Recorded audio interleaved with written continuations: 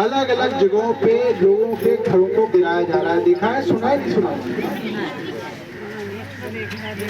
चुनाव से पहले बीजेपी के बड़े बड़े नेता, सांसद, मंत्री, विधायक का चुनाव जिसको लड़ना हो वो हर आदमी झुग्गियों में जा रहा है।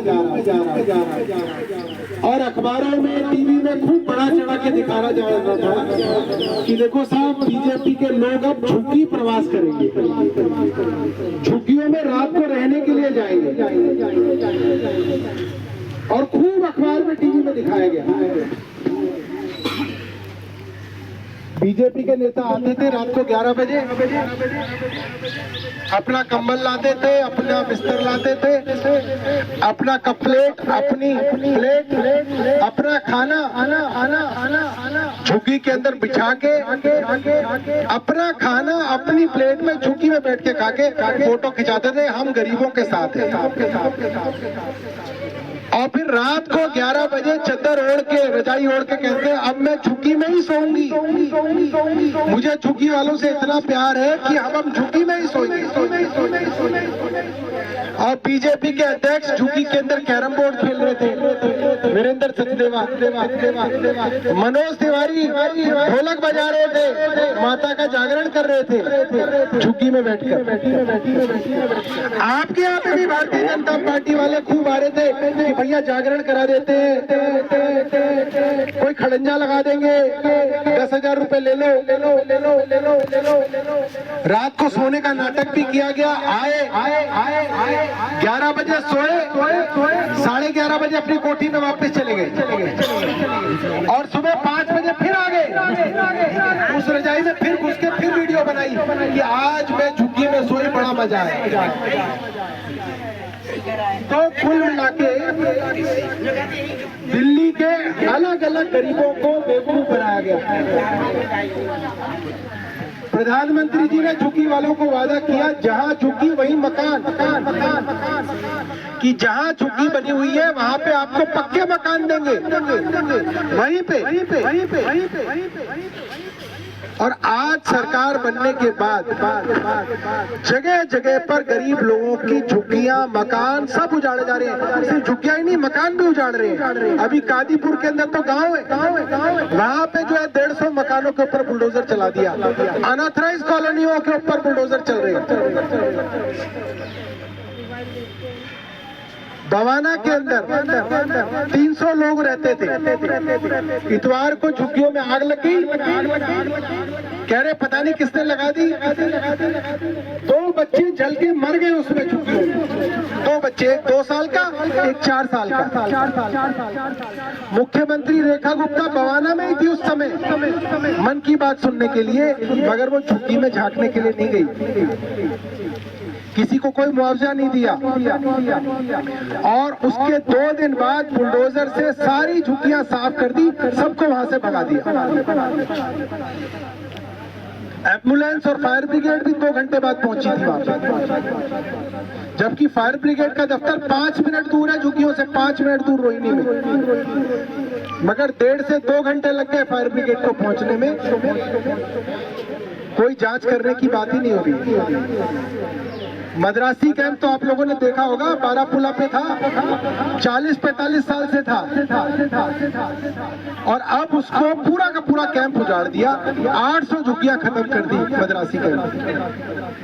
वजीरपुर पे करीब 150-200 झुग्गियां उजाड़ दी। मोती नगर में करीब 300 झुग्गियां उजाड़ दी। कल जकीरा गए थे, जकीरा के अंदर झुग्गियां उजाड़ रहे हैं, और अखबारों के अंदर खबरें बहुत छोटी छोटी डाल रहे हैं। टीवी तो दिखाई नहीं रहा, क्योंकि टीवी और बड़े बड़े अखबार इनके साथ, बीजेपी वालों के साथ मिले हुए हैं, ताकि किसी को पता ही ना चले कि किस किस का उजड़ता जा रहा है। जब खबर ही नहीं छपेगी अखबार में, टीवी में, तो पता कैसे चलेगा? ये तो थोड़ा बहुत लोग व्हाट्सएप पर वीडियो डाल रहे हैं, आपस में भेज रहे हैं, तो लोगों को पता चल रहा है कि क्या हो रहा है, वरना अखबारों में और टीवी में इस खबर को बिल्कुल दबाया जा रहा है, ताकि दिल्ली के अंदर जितना गरीब है सबको भगा दो कहीं। अब आप ये बताओ कि गरीब आदमी यहाँ पे जो रहता है वो क्या काम करता है? वो इन कोठियों के अंदर ड्राइवर है, कोई इन कोठियों के अंदर बर्तन मांजती है, कोई खाना बनाती है, कोई बच्चे पालती है। जहाँ जहाँ बड़ी कॉलोनी है वहाँ वहाँ छोटी कॉलोनियाँ इन लोगों के छोटे छोटे काम करने के लिए। जो धोबी इनके कपड़े धो के प्रेस करेगा वो कोई कोठियों में कोई ना रहेगा, वो तो छोटी छोटी बस्तियों में ही रहेंगे लोग। मगर पता नहीं बीजेपी को क्या छाया हुआ है कि सब जगह झुग्गियों को उजाड़ने में लोग लगे हुए हैं। तो हम इस तरीके की छोटी छोटी मीटिंग इसलिए कर रहे हैं कि बीजेपी ने बहुत बड़े षड्यंत्र के तहत झुग्गी वालों को लालच दिए, बोले 2500 रुपए देंगे, 1000 रुपए इलेक्शन से पहले बांटे गए, शराब बांटी गई, सोने की चेन बांटी, कहीं पे जूते बांटे, कहीं पे साड़ियां बांटी, कहीं पर बेडशीट बांटी। ये सब तो खुल्लम खुल्ला हुआ दिल्ली में। और हमारे ही बीच के कुछ गरीब नौजवानों को गुमराह कर लिया। उन्होंने बोला नहीं नहीं नहीं नहीं, बीजेपी सही है, बीजेपी हमारे साथ है।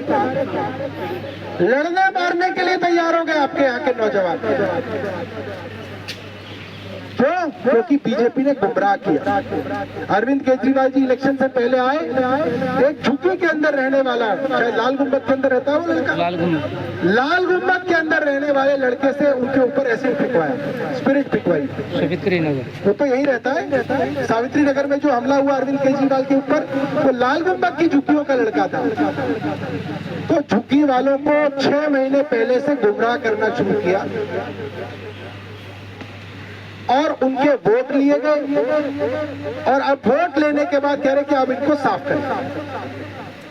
तो हम लोगों ने एक मुहिम शुरू करी है कि सारे गरीब लोगों को एक होना पड़ेगा, चाहे वो झुग्गी में रहने वाला हो, चाहे वो गांव में रहने वाला हो, चाहे वो अनऑथराइज कॉलोनी में रहने वाला हो, चाहे वो छोटे मोटे काम धंधे कर रहा हो, क्योंकि काम धंधे भी खत्म कर रहे हैं गरीबों के। जहां जहां गरीब आदमी काम धंधा कर रहा है वहां भी बुलडोजर चल रहा है। जहां तय बाजारी है उसके ऊपर भी बुलडोजर चलाया जा रहा है, ताकि गरीब आदमी के सर पे न छत रहे, ना उसका रोजगार रहे, और वापस जो है वो अपना यूपी बिहार उसको भेजो। ये पूरी की पूरी जो है कवायद चल रही है। तो हम सबको सबसे पहले तो एक होना है। हिंदू हो, मुस्लिम हो, सिख हो, ईसाई हो, सबसे पहले तो गरीब हो आप लोग।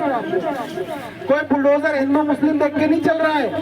मद्रासी कैंप के अंदर तो सारी झुग्गियां हिंदुओं की थी, वो तो सारे के सारे मद्रासी हिंदू थे। वजीरपुर के अंदर तो बुलडोजर चला, वहां सारे हिंदू हैं। कोई हिंदू मुस्लिम देख के बुलडोजर नहीं चल रहा, बुलडोजर तो गरीब देख के चल रहा है।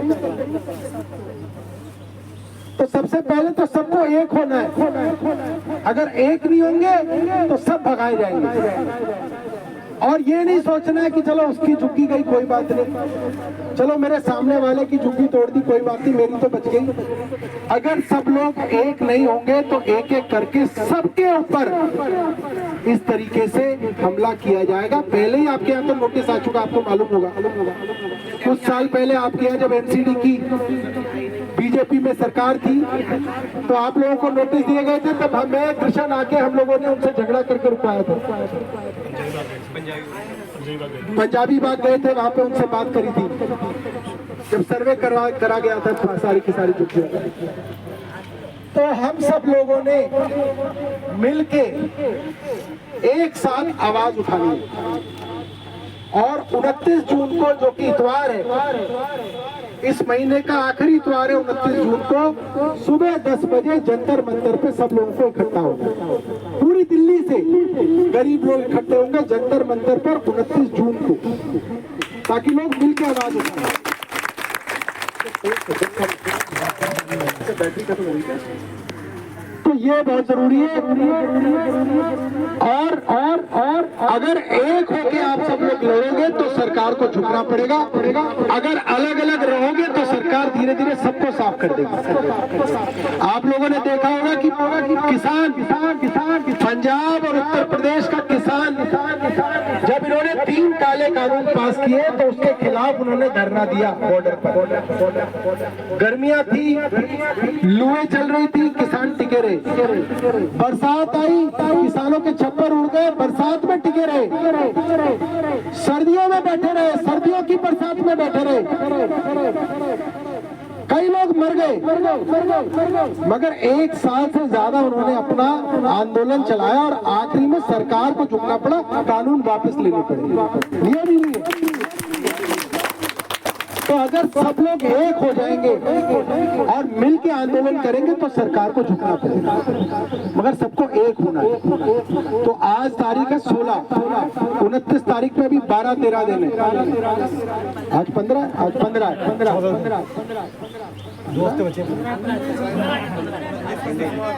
15 है, तो 14 दिन बचे। तो 14 दिन अपना घर पे आराम से नहीं बैठना है, अपने रिश्तेदारों को फोन करना है, अपने जानकारों को फोन करना है, दिल्ली में रहने वाले व्हाट्सएप भेजना है, सबको कहना है कि भाई अब आम आदमी पार्टी के पास पैसा नहीं है कि बस चलाए। आपको पता है इस चुनाव में आम आदमी पार्टी के पास कितना कैश डोनेशन आया? 2000 रुपए। ये अखबार में छपा है।